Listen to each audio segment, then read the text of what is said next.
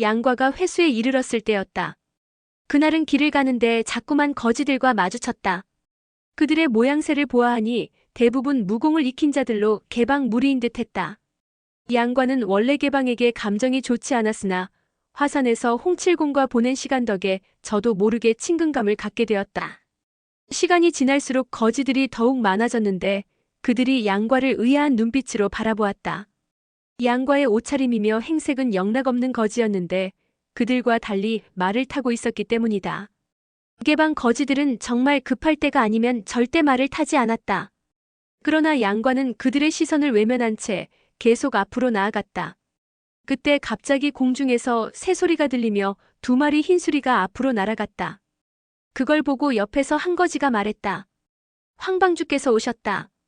곽대엽께서도 오시려나?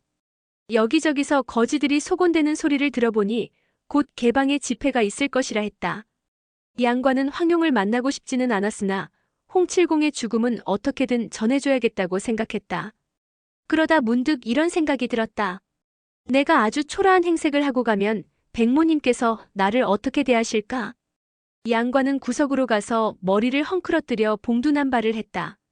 그리고 왼쪽 눈가를 힘껏 때리고 얼굴도 사정없이 쥐어박았다. 그러자 순식간에 눈두덩이가 푸르스름하게 부어오르고 얼굴 여기저기에 피가 맺혔다. 그리고 남루한 옷차림의 바지를 좀 더 찢어 조각을 내고 흙바닥을 대굴대굴 굴러 흙투성이가 되었다. 여기에 비쩍 마른 비루먹은 말과 함께 있으니 과연 당장이라도 쓰러져 죽게 생긴 행색이었다. 분장을 끝낸 양과는 절뚝거리며 큰 길로 돌아와서 말도 타지 않고 거지들을 따라 걸었다.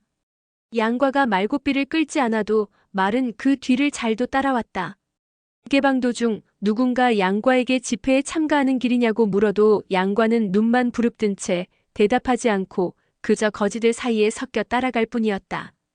그렇게 양과는 해가 기울어갈 즈음 오래된 사당 앞에 닿았다. 그때 수리 두 마리가 사당 앞 소나무 위에서 쉬고 있는 모습이 눈에 들어왔다. 그리고 나무 밑에서 무시 형제가 수리들에게 고깃덩어리를 던져주고 있었다. 양과는 그들 앞으로 다가가 허리를 굽혀 절하고는 더듬거리며 말을 꺼냈다. 두 분께서는 그간 무고하셨는지요? 그 말에 무도뉴가 양과에게 인사를 하고 위아래로 훑어보았지만 도무지 누군지 알 수가 없었다. 제가 눈썰미가 없으니 용서하십시오. 존영은 누구십니까? 그러자 양과가 빙그레 웃으며 말했다. 천한 이름 입에 올리기가 부끄럽습니다. 제가 황방주님께 긴히 전할 말이 있습니다. 무도뉴는 그의 목소리가 어쩐지 귀에 익은 듯했다. 좀 더 자세히 물으려는 순간 사당 안에서 옥굿을 구르는 듯한 맑은 목소리가 들려왔다. 바로 곽부였다. 곽부가 나오자 무수문과 무도뉴의 관심은 온통 그녀에게로 옮겨갔다. 무도뉴가 얼른 거지 하나를 손짓으로 부르며 양과에게 물었다. 존영께서도 영웅연에 참석하러 오셨는지요? 양과는 영웅연이 무엇인지도 모르면서 그저 그렇다라고 대답했다. 그러자 무도뉴가 고개를 끄덕이며 심부름하는 거지에게 말했다. 네가 이 손님을 모셔라. 내일 대승관으로 오시도록 해. 그는 짤막하게 지시를 내리고는 얼른 곽부에게로 발걸음을 옮겼다. 지시를 받은 거지는 양과에게 이름을 물었다. 양과는 그냥 사실대로 일러주었다. 그 거지는 개방의 이결 제자인 왕십삼이었다. 양형은 어디서 오셨소? 섬서에서 왔습니다. 응? 그럼 양형은 전진교 문화시오? 양과는 전진교라는 세 글자만 들어도 머리가 지끈거렸기에 아니라고 답했다. 영웅첩은 가지고 계시겠지요? 그 말에 양과는 얼굴이 굳어졌다. 저는 강호에서 이리저리 굴러먹는 사람입니다. 어찌 영웅이라 할 수 있겠습니까? 그저 일전에 개방 황방주님을 만난 적이 있어 찾아뵙고 고향갈 노자나 좀 얻어갈까 하고 왔습니다. 그러자 왕십삼은 미간을 살짝 찌푸리며 한숨을 쉬었다. 황방주께서는 지금 천하 영웅호걸들을 접대하시느라 댁 같은 분을 상대할 시간이 없소. 그 말에 양과가 방주를 꼭 좀 만나게 해달라고 구차하게 매달렸다. 개방 거지들은 모두 빈곤한 집에서 태어났기 때문에 결코 가난한 사람을 무시하지 않았다. 왕십삼은 양과가 사정하는 것을 듣고는 가만히 입을 열었다. 양아우, 우선 밥이나 배불리 먹고 내일 함께 대승관으로 가봅시다. 먼저 장로께 알려서 방주님께 전해달라고 한 뒤 방주님께서 어찌하실지 기다려보면 되지 않겠소? 왕십삼은 애초에 양과를 양형이라고 부르더니 그가 영웅연에 초대받은 사람이 아닌데다 자기보다 나이도 한참 어리게 보여 어느새 그냥 양아우라고 고쳐 부르고 있었다. 그런 왕십삼에게 양과는 고맙다고 굽실대며 인사를 올렸다. 왕십삼은 낡은 사당으로 그를 불러들여 밥과 음식을 가져다 주었다. 지금의 개방은 오이파가 득세하고 있었다. 개방에서는 커다란 경사를 맞아도 닭이나 생선, 소, 양고기를 잘게 썰어 마치 먹다 남은 죽이나 국처럼 만들어 먹었다. 그렇게 하여 근본을 잊지 않도록 하는 것이 개방의 방규였다.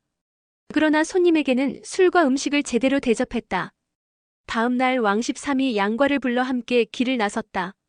길에는 개방 사람들 말고도 적지 않은 무림 사람들이 섞여 있었다. 그들은 모두 영웅연에 참석하고자 무리지어 걸어가고 있었다. 대승관은 하남성과 호북성 사이에 있는 요지였는데 그들은 저녁이 되어서야 대승관에 도착했다. 대승관은 지세에 비해 시장이 그리 번성하지는 못했고 이곳을 경계로 북쪽은 몽골이 점령하고 있었다. 왕십삼은 양과의 손을 끌고 시장을 지나 칠리 정도를 더 갔다. 그러자 수백 그루의 고목이 주변을 둘러싸고 있는 커다란 장원이 나왔다. 여러 갈래 길에서 온 영웅들이 모두 그 장원을 향하고 있었다. 장원은 한눈에 확인할 수는 없었지만 그 크기가 웅장한 것이 수천 명이 묵고도 여유가 있을 듯했다. 왕십삼은 일단 양과가 묵을 곳을 마련해주고 장로께 아뢰어보겠다며 자리를 떴다. 그러나 개방에서 서열이 낮은 왕십삼이 지금처럼 중요한 일로 바쁜 때에 방주나 장로에게 양과의 일을 아뢰 수 있겠는가. 양과는 너무나 웅장한 장원의 기세에 입을 다물 수가 없었다. 장정들이 쉴 새 없이 오가며 손님을 맞이했고 들어오는 손님도 끊이질 않았다. 주인이 도대체 누구길래 이처럼 으리으리한 장원을 가지고 있는지 몹시 궁금했다. 그때 갑자기 폭죽 소리가 울리고 악사들이 북을 울리며 음악을 연주하기 시작했다. 그걸 보고 옆에서 한거지가 서둘렀다. 장주 부부가 직접 손님을 맞이한다니 어서 가보세. 과연 어떤 영웅들이 올지 궁금하지 않나? 그때 손님과 장정들이 두 줄로 늘어서고 사람들은 모두 옆으로 비켜났다. 그러자 대청 병풍 뒤에서 한 남자와 여자가 모습을 드러냈다. 두 사람은 40살쯤 되어 보였는데 비단 도포를 입고 있는 남자는 턱수염을 조금 기른 게 기품 있어 보이는 외모와 어울려 위엄이 풍겼다. 여자는 피부가 백옥처럼 희고 다소곳한 모습이 언뜻 보기에도 귀부인 같았다. 두 사람을 보고 사람들이 웅성거리기 시작했다. 육장주와 육부인이 직접 손님을 맞이하신다네. 두 사람 뒤에는 또 다른 부부가 서 있었는데 그들은 바로 곽정과 황용 부부였다. 양과는 그들을 보고 가슴이 덜컥 내려앉으며 얼굴이 화끈거렸다. 몇 년 만나지 못한 사이 곽정은 더욱 위엄있게 변해 있었고 황용의 미소 띤 얼굴은 예전의 아름다운 모습 그대로였다. 곽정 부부 뒤에는 곽부와 무시 형제가 나란히 서 있었다. 대청에는 무수히 많은 홍등이 밝혀져 있었는데 홍등 아래에 서 있으니 남자는 더욱 용감하게, 여자는 더욱 아름답게 보였다. 그때 북소리와 음악소리가 들렸다.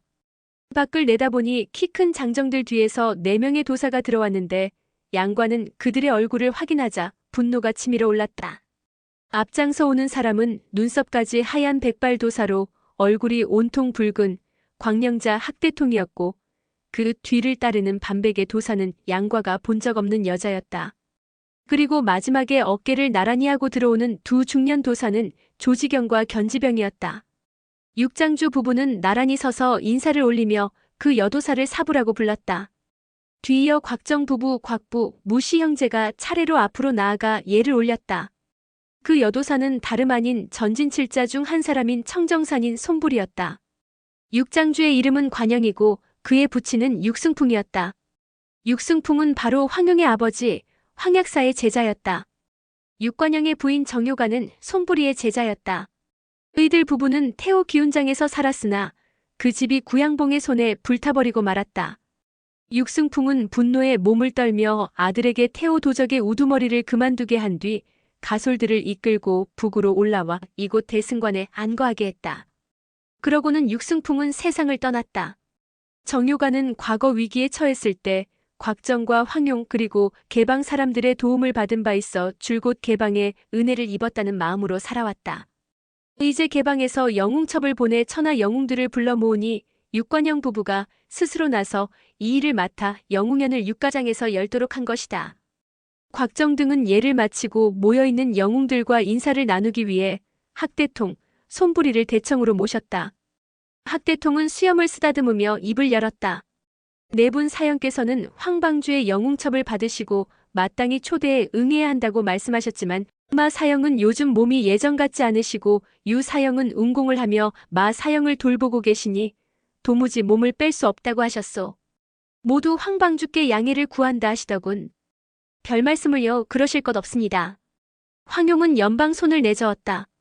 황용은 비록 젊은 나이였으나 천하에서 가장 큰 방파인 개방의 방주이다 보니 학대통도 자연히 그녀를 한껏 존중했다. 곽정은 걱정스러운 표정을 지으며 마옥의 병세를 물었다. 대청에서 연회를 베풀자 홍등불빛 아래 분위기가 한껏 고조되었다. 사람들의 왁자지껄한 소리로 대청이 떠나갈 듯했다. 그때 견지병은 누군가를 찾는 듯 사람들 사이를 두리번거렸다. 조지경이 차가운 미소를 지으며 그런 견지병에게 가만히 속삭였다. 견사제, 용씨 그분이 오셨는지 모르겠네.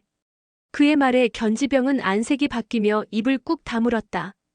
그때 견지병이 사람들 사이에서 양과를 발견했다. 그를 본 견지병은 온몸을 부르르 떨며 마치 벼락이라도 맞은 듯 꼼짝할 수가 없었다. 견지병은 양과가 이곳에 있다면 소용녀도 분명히 이곳에 왔을 거라 생각했다. 얼음처럼 굳어있는 견지병을 본 조지경은 그의 시선을 따라갔다가 역시 안색이 창백해졌다. 양과, 양과다. 이 애송이 녀석, 너도 왔구나. 곽정은 양과라는 이름을 듣고 황급히 고개를 돌렸다. 그동안 떨어져 지낸 몇 년 사이 양과는 이미 장성해 있었다. 만약 곽정이 무심코 양과를 봤다면 알아볼 수 없을 정도였다. 그러나 조지경의 외침을 듣고 보니 과연 양과였다. 그는 놀라우면서도 기쁜 나머지 성큼성큼 다가가 양과의 두 손을 붙잡았다.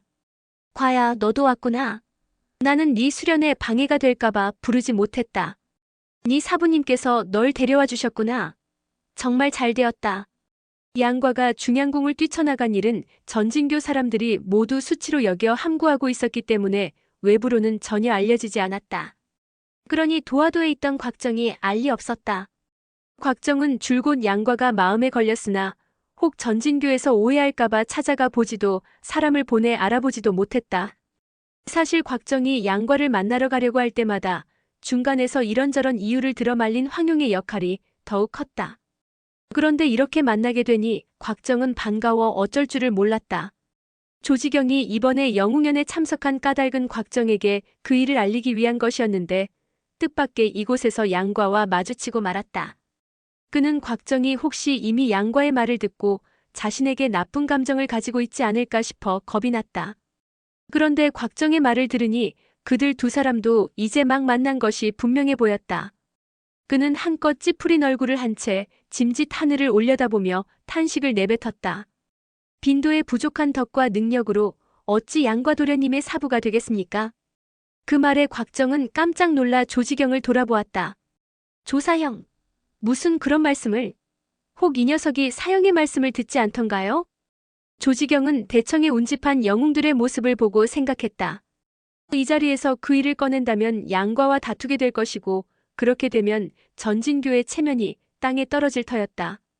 그는 우선 가만히 미소를 지으며 더 이상 말을 잇지 않았다. 그제야 곽정은 양과를 찬찬히 살펴보았다.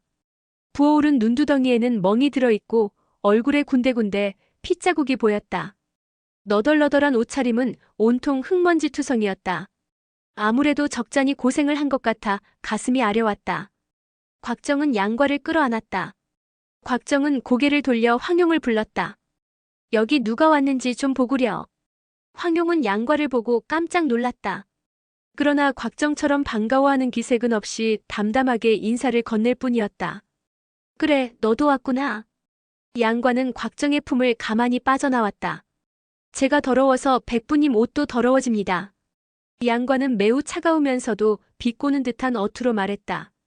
그러자 곽정은 마음이 더욱 괴로웠다. 이 아이는 부모도 없는데 보아하니 사부도 그다지 아껴주지 않은 모양이구나. 곽정은 양과의 손을 잡고 자기 옆에 앉히려 했다.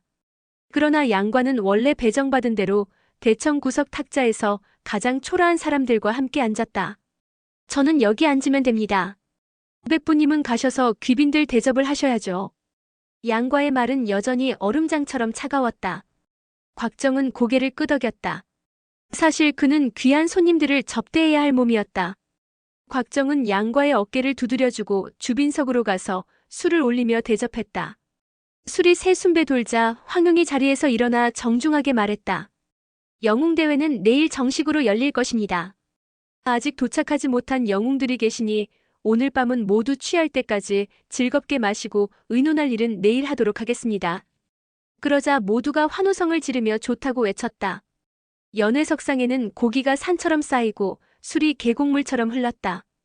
그렇게 시간이 흘러 술자리가 끝나자 장정들은 손님에게 방을 안내하고 그들이 편안하게 쉴 수 있도록 조치해 주었다. 자리를 파할 때쯤 조지경이 학대통의 귀에 대고 뭐라 속삭이자 학대통은 고개를 끄덕였다. 조지경은 자리에서 일어나 곽정에게 읍을 했다. 곽대엽, 빈도는 책임을 다하지 못하여 참으로 부끄럽기 짝이 없습니다. 오늘 저는 죄를 빌기 위해 여기 온 것입니다. 그러자 곽정이 황급히 예를 올리며 어찌할 바를 몰라 했다. 조사형, 무슨 그런 말씀을. 함께 서재로 가서 말씀하시지요. 어린 녀석이 조사형께 잘못을 저질렀나 본데 제가 호되게 벌을 내리겠으니 노여움을 푸십시오. 이미 상당한 무공을 지닌 양과였기에 먼 자리에 앉아 있어도 곽정의 말을 분명하게 들을 수 있었다. 양과는 주먹을 움켜쥐며 조지경을 쳐다봤다. 그때 곽정이 양과에게 오라고 손짓하는 게 보였다. 양과는 그쪽으로 가서 곽정 뒤에 섰다. 한편 다른 탁자에서 술을 마시고 있던 곽부와 모씨 형제는 처음에는 양과를 알아보지 못했으나 곽정과 황용이 이야기하는 걸 듣고는 어린 시절 도화도에서 함께 놀던 양과를 생각해냈다. 곽부가 조용히 무도뉴에게 속삭였다. 아빠가 전진교에 무술을 배우라고 보냈는데 우리보다 나을지 모르겠네요. 그러자 무도뉴가 미처 대답하기도 전에 무수문이 말을 받았다. 사부님의 무공이 천하무적인데 어찌 우리보다 나을 수 있겠어? 그 말에 곽부도 미소를 지으며 고개를 끄덕였다. 게다가 어려서부터 기초가 좋지 않았으니 별달리 나아진 것도 없겠죠? 무수문이 말했다. 저 도사님들이 줄곧 과를 집어삼키기라도 할 듯 노려보고 있던데 저 녀석은 성격이 고약한 데가 있으니 아마도 무슨 말썽을 저지른 모양이야. 세 사람은 그렇게 한참을 서로 속닥거렸다. 그런 그들에게 곽정이 학대통에게 서재에 가서 이야기하자고 말하며 양과를 꾸짖겠다고 하는 말이 들려왔다. 곽부는 무슨 일인지 궁금해 견딜 수가 없었다. 우리가 먼저 서재에 가서 숨어요. 그래서 무슨 말씀들을 하시는지 들어봐요. 무도뉴는 나중에 사부님에게 혼날까봐 감히 대답하지 못했으나 무수문이 맞장구를 치며 곽부보다 앞서갔다. 곽부는 서재를 향해 한 걸음 옮기려다 얼굴에 노기를 띠며 자리에 앉아있는 무도뉴를 향해 눈을 찢었다. 내 말을 안 듣겠다는 거죠? 입을 삐죽이며 화가 난 듯 하면서도 눈에는 웃음이 서린 곽부의 묘한 표정에 무도뉴는 가슴이 뛰었다. 그는 더 이상 뿌리치지 못하고 얼른 그녀를 따라 걸음을 옮겼다. 그렇게 세 사람은 서가 뒤에 몸을 숨겼다. 뒤이어 곽정, 황용이 학대통, 손부리, 견지병, 조지경과 함께 서재로 들어와 각자 자리에 앉았다. 양과는 그 뒤를 따라 들어와 한쪽에 섰다. 과야, 너도 앉거라. 곽정이 의자를 권했지만 양과는 고개를 저었다. 서 있겠습니다. 양과는 무림고수 6명과 마주대하고 있었다. 아무리 그가 대담하다고 해도 지금은 좌불안석일 수밖에 없었다. 군신, 부자, 사제 간의 구별이 엄격한 세상이다. 임금이 신하의 목숨을 원하면 신하는 죽을 수밖에 없고 아버지가 자식에게 명을 내리면 자식은 그대로 따라야 한다. 그리고 무림에서 사제지간의 구분은 명확했다. 무림에서건 유림에서건 혹은 일반 가정에서건 스승은 아버지와 같은 존재였다. 스승을 존경하고 부모에게 효도하는 건 하늘이 정한 법도나 마찬가지였다. 본래 성정이 고지식한 곽정에게는 더욱 그러했다. 너는 어찌 감히 사부님의 가르침을 거역하는 것이냐? 어서 여기 계신 어르신들께 고개 숙이고 잘못을 빌어라. 그때 조지경이 벌떡 일어나 차갑게 미소를 지었다. 빈도가 어찌 양과 도련님의 사부를 자처하겠습니까? 곽대엽, 그렇게 비꼬실 필요 없습니다. 저희가 곽대엽께 도리에 어긋난 일을 한 적이 없는데 이렇게 모욕을 주실 것 없지 않습니까? 양과 도련님, 이 도사놈이 머리를 찧어 예를 올리겠습니다. 제가 눈이 없어 영웅을 몰라본 셈 치겠습니다. 곽정 부부는 조지경이 심상치 않은 표정으로 격앙된 것을 보고 영문을 알 수 없었다. 황용은 양과가 저지른 일이 보통 말썽이 아니라는 걸 눈치챘다. 흘깃 보니 곽정은 입을 딱 벌린 채 할 말을 잃고 있었다. 황용이 남편을 대신해 천천히 입을 열었다. 저희가 조사연께 근심거리를 떠넘긴 것 같아 몸둘 바를 모르겠습니다. 조사연께서는 마음을 가라앉히시고 이 아이가 무슨 잘못을 저질렀는지 자세히 말씀해 주시지요. 그러자 조지경의 목소리가 한층 더 격앙되었다. 이 조지경, 겨우 이깟 재주로 어찌 감히 다른 이의 사부를 자처하겠습니까? 천하호걸들이 비웃을 일이지요. 이만하면 속이 시원하시겠습니까? 그 말에 황용이 미간을 찌푸렸다. 그녀는 원래 전진칠자와 교분이 그다지 깊지 않았다. 과거 전진칠자는 청강 북두진으로 그녀의 부친인 황약사를 공격했고 구척이는 모겸자와 곽정을 맺어주려 했다. 그랬으니 그녀로서는 전진교에 좋은 감정을 가지고 있을 리 없었다. 하지만 그런 일들은 이미 과거지사이니 벌써 잊어버리고 있었다. 그런데 조지경이 면전에서 목소리를 높이며 함부로 말을 하니 그 무례함에 내심 화가 치솟았다. 학대통과 손부리도 처음에는 조지경이 화를 낼 만도 하다고 생각했으나 이처럼 제멋대로 떠들어대니 마음이 불편해졌다. 참다 못한 손부리가 가만히 조지경을 타일렀다. 지경아, 곽대엽과 황방주께 잘 말씀드리면 될 일이다. 어찌 함부로 떠들어서 꼴을 우습게 만드느냐? 조지경은 손부리와 눈이 마주치자 움찔하며 더 이상 말하지 못하고 자리에 앉았다. 곽정이 말했다. 과야, 네 사부께서 선배님들을 대하는 태도가 얼마나 공손하시냐? 너는 어찌 이런 분을 본받지 않는 것이냐? 그 말에 또 조지경은 자기는 그의 사부가 아니라고 나서려다가 손부리를 흘깃 보고는 자라처럼 목을 움츠리며 말을 삼켰다. 그런데 뜻밖에도 양과가 그가 하려던 말을 소리 높여 외쳤다. 저 사람은 제 사부가 아닙니다. 양과의 말이 떨어지자 곽정, 황용은 크게 놀라 눈이 휘둥그레졌다. 그뿐만 아니라 서가 뒤에 숨어 어른들의 이야기를 훔쳐듣던 곽부와 무시 형제도 깜짝 놀랐다. 오늘의 영상은 여기까지입니다. 영상이 도움이 되셨다면 구독과 좋아요, 알람 설정 부탁드립니다. 시청해주셔서 감사합니다.